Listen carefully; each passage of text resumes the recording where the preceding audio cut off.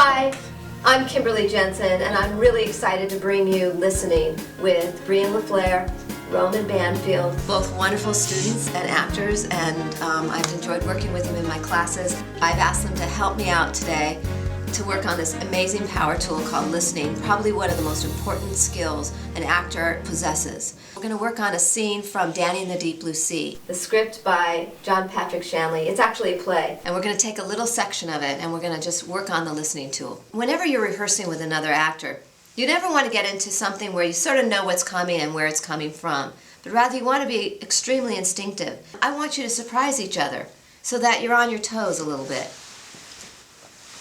Okay, you ready? Mm-hmm. Here we go. Can I ask questions? Yes, Am I allowed ask to ask questions. questions? Okay. Do you mean surprising, not by saying new lines, but in the ways that we are reacting and responding? The way we say it? That's such a good question, by the way, and I always welcome questions. Absolutely, you're going to stick to exactly the dialogue, you're going to stick to the lines, but you're going to say them in ways that you haven't ever said them before. Okay. So go ahead and just start. What's your name? Danny. What, you forget already? I remember now. Yours is Roberta. You got a good memory. It's no big deal. You didn't mind What? doing it with me? No. After what I told you about my father? No, why would I care? Don't be stupid. You want something to drink? What do you got? I got some red wine. Okay. I only got the one cup. That's all right, I'll drink out of the bottle. No, would you mind if we could both drink from the one cup? No, I don't mind. Good. We'll stop there. I was like, I like Okay, this now, kind the first exercise I'm going to do is I'm going to actually turn them around and have them listen to each other back to back. Because I feel that often we miss things, we miss importances of lines, and without moving them back to back, we get so caught up in the eyes and perceiving with all these other senses that we have. We have taste, we have touch, we have smell, we have sight, that we forget to really hear. And I want to give you guys both freedom to explore play, don't just do the lines rotely or the way you've been doing it in the past. Take some risks and just try to, you can even close your eyes and really hear and feel, and every time you hear a cue, it's information on how you're going to say your next line. Rather than thinking how you're going to say it, you're going to listen, and the listening will dictate how you say your line.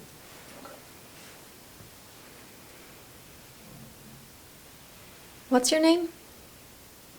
Danny? What, you forget already? Nah, I remember now. Yours is Roberta. You got a good memory. It's no big deal. You didn't mind What? doing it with me? No. I mean, after what I told you about my father? No. Why would I care? Don't be stupid. You want something to drink? What do you got? I got some red wine. Okay. Start again, and I want you to really experience and take more risks and feel the vibration of each other's back against each other. Listen to the voice inside the body that's against your back. What if you just took a risk every now and then and maybe even dropped your head in his neck or whatever? I mean, you're communicating through your back. Okay. Okay. So we're going to go again. Okay. All right. Everything you want, everything you need, everything you desire is coming through the back to the other, to your partner. Okay. What's your name? Danny. Oh, you forget already? No, I remember now. Yours is Roberta. You got a good memory. No big deal. You didn't mind What? doing it with me? No. I mean, after what I told you about my father? No. Don't be stupid.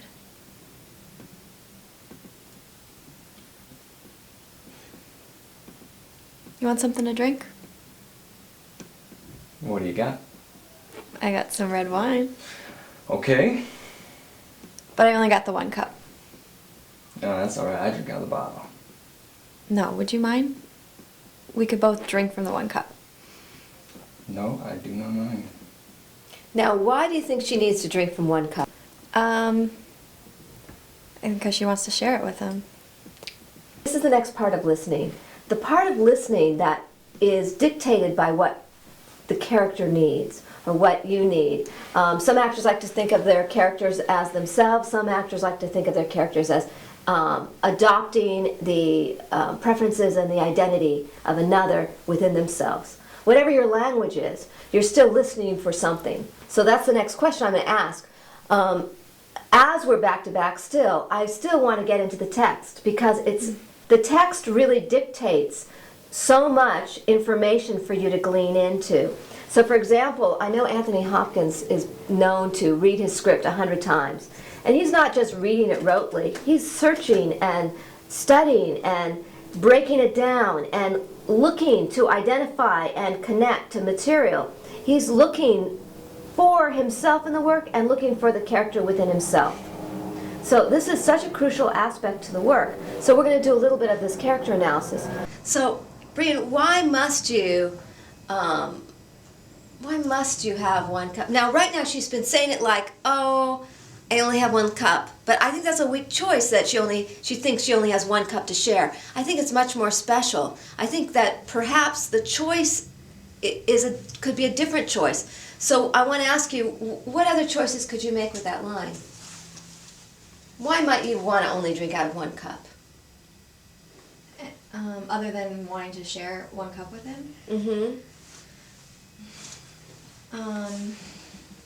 Well, that's the other. Yeah. The first one is the one you've been sort of like, the choice you've made is. That I only have 1 cup. That's Yes. the original choice. That's your original choice. And then there's one that I might have another one, but I'm just going to say I have one because I want to share a cup with him. Now, why do you want to share a cup with him? What happens when you do that? I mean, it's more intimate. It's sharing something with this person I want to be with, and I have this. It's sort of a metaphor where I want to be one. I want us to be one person. Yeah. And isn't that love? That's true love, is wanting to share the same. Join with him. Another way I can be one with him. Yeah. Yeah.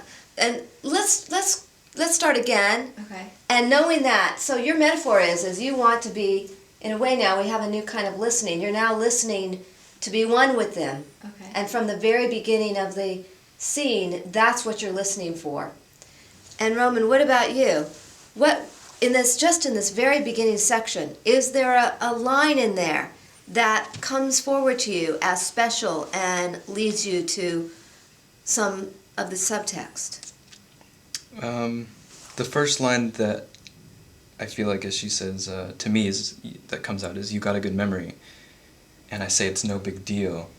Even though I'm saying it's no big deal, to me, I thought that is kind of a big deal because she's complimenting me, and so to me the subtext is that I don't take that very well, yet I want to participate in this relationship, but I still am pushing away any sort of advancement of affection and love. So my thing to you is the character probably does remember things very well, but maybe not everything. Mm-hmm. Maybe only her. Mm-hmm. Maybe the special things with her, he remembers everything. Mm. And so that makes her special to you. Okay. But there's probably lots of things you can't remember, especially the fight you just had. And this is in the play, Danny in the Deep Blue Sea. He just came out of a fight, and he even speaks about he doesn't remember much of it. So this gives a different kind of focus, because it's not only is she complimenting you, but she's making you aware of how you care for her without saying it. Right. And it's a secret for you because you don't want her necessarily to know how much. Mm-hmm. Yeah. So let's try it again. Now that's going to be your focus. Okay. And that you have yours. Okay. What's your name? Danny. What, you forget already? No, I remember now. Yours is Roberta. You got a good memory. Yeah, it's no big deal. You didn't mind What? doing it with me? No. I mean, after what I told you about my father? No, why would I care? Don't be stupid. You want something to drink? What do you got? I got some red wine. Okay. I only got the 1 cup. That's alright. I'll drink out of the bottle. No, would you mind? We could both drink from the 1 cup. No, I don't mind. Good. How is it for you listening to each other? What's the difference now? I feel more like, I don't know, like there's this energy, kind of like, because I guess the vibration, but I feel like this vibrating energy. Yeah, for me, I was actually, in that last read was the first time that I felt spontaneously moved by something that she said, internally anyways. As far as like, oh, I felt something and I wasn't planning or trying to feel that, it just kind of happened. So. That's great. We're going to see what happens after the back-to-back. What is set free? What came out of that rehearsal? Now, I want to just throw something out there because I have a suspicion that you don't really know what it means when he says Danny. I mean, you sort of do, but you're not, as a character, you're not sure what you wanted from that moment. And a lot of times, that's the case. Sometimes that's the case. We don't know what we want, but I don't think that's true, Roberta. I think she's trying to get something, and then she either wins or she doesn't. And you're always going to be tracking your characters' wins and losses. I mean, we don't just get in life. We get, we lose, we have a desire, and then sometimes we lose, and get. Sometimes we don't get it all. So, what do you think you want?